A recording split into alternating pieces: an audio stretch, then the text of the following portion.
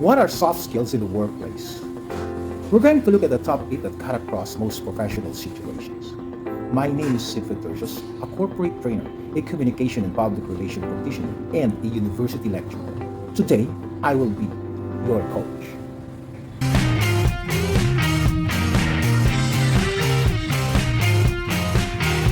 One way to understand what soft skills are is by looking at hard skills. These are job specific technical skills.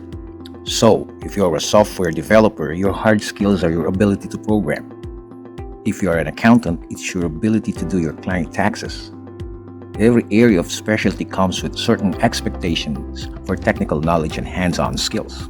In contrast, soft skills are more general and cut across most types of jobs. Soft skills are essentially your ability to work well with others. When a physician takes the time to connect with other doctors with a professional attitude and talk to nurses in supportive ways and really listen to patients, those physicians are building relationships through their soft skills. When I do consulting and workshops, the most common problem I see that most of my clients are smart. They're competent, but they have underdeveloped soft skills and it's holding them back. Today, I'm going to provide you a list of important soft skills based on my experience and interaction with my clients. I listed 8 essential soft skills that could provide great impact on customers' advocacy and customer experience. This list will also help professionals like us to improve on things that could strengthen our colleagues, clients, and employers' relationships.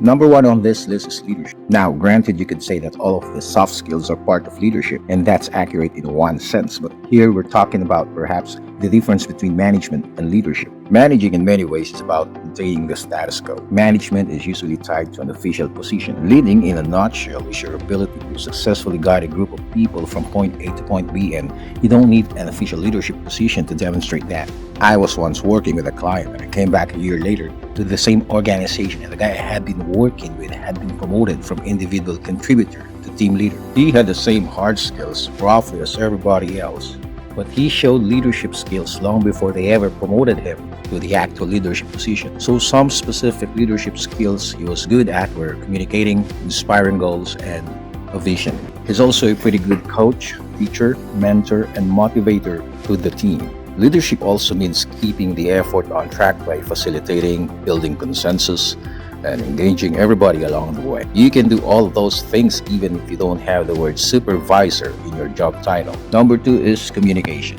Like leadership, this word means a lot of different things, so I'll narrow it down to being skilled at both verbal and non-verbal communication. Verbal communication often means your ability to communicate clearly and concisely. This usually means giving clear updates at group and team meetings. It means being good at writing emails and reports so they are easily to follow and well organized. Non-verbal communication often means the vibe that you give off. You are communicating maybe supportive, positive, and other kinds of good non-verbal cues like contact, facial expressions, body language. I know a guy I used to work with who gave up horrible non-verbals. He used to roll his eyes and make faces when he disagreed and shake his head.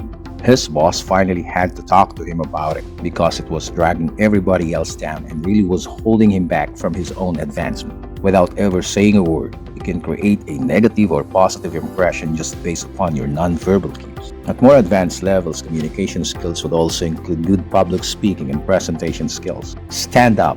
Speaking is a great way to accelerate your career. Good storytelling skills are also important and can help you make a point in a way that really sticks. And your persuasive communication skills will help you build a case when you're asking for a project approval, funding, or getting people enlisted into an initiative that you care about. Number 3 are your interpersonal skills. On some lists, it's called people skills, but generally speaking, interpersonal skills include things like listening well to others. We get a lot of credit for paying attention when other people are talking and signaling to them that we're following along. We also want to communicate a positive attitude. We want to be friendly, courteous to others. And I'm thinking of a guy I used to work with who had an excellent ability to build rapport with others, to show empathy. He used light humors when it was appropriate, and this made it much easier and enjoyable for him to bond with others and to get the work done. Interpersonal skills also count our ability to communicate assertively and say what we mean, but do it in a way that does not come across as aggressive or hostile. And you have to learn to be diplomatic, especially when you disagree, and that also may include giving criticism in supportive ways and accepting criticism with composure and maturity. Number 4 is work ethic and self-motivation. We want to demonstrate that we have a strong ethic, an internal drive and dependability. Other people should know, for example, that they can count on us. That means taking self-responsibility for our work, taking initiative and showing good self-direction. When I receive calls from employers for references, most employers will ask me about an applicant's ability to meet deadlines, their attendance, time management. These are the basics, and I think what they're really asking about is the work ethic and self-motivation.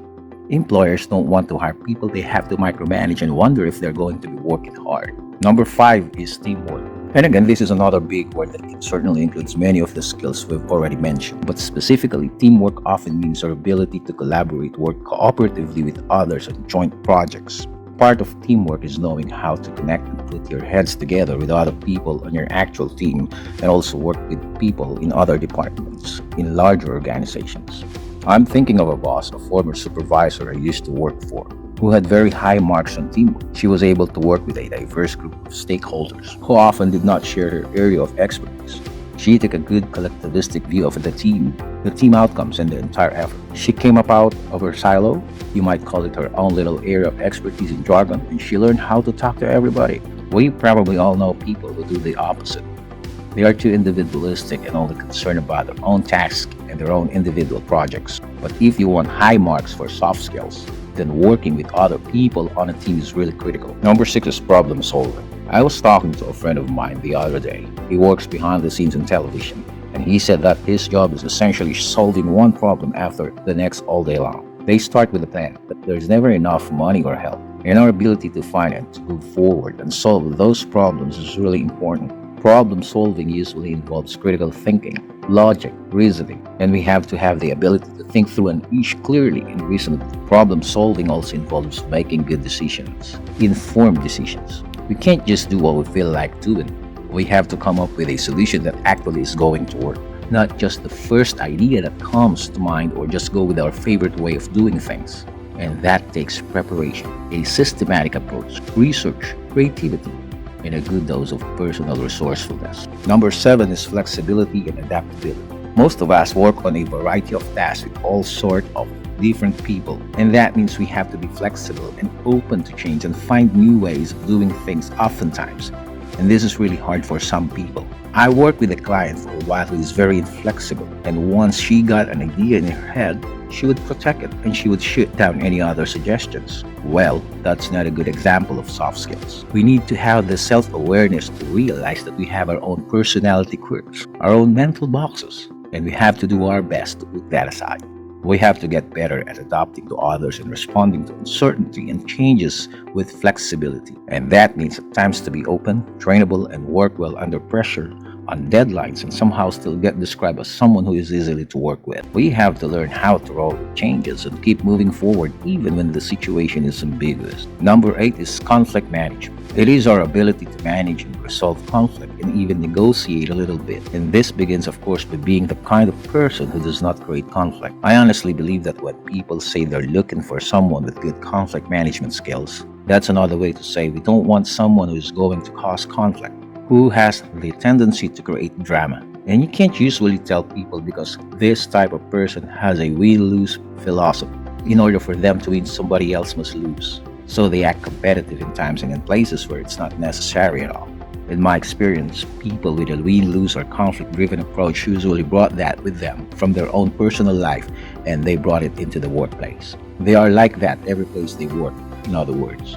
And you don't want to be this person. So first, don't be a source of conflict. And next, when conflict comes up between you and others around you, learn to deal with it appropriately and productively. That means looking for common ground, finding ways to get everybody's interest met, and somehow using a disagreement to make things even better in the end. And this might mean drawing on negotiation skills or facilitation skills to hear everybody out. Make sure everybody feels understood. You want to take a win-win approach and look for a satisfactory outcome for everybody involved, not just you. It often means being the bigger person, the more mature person, in other words.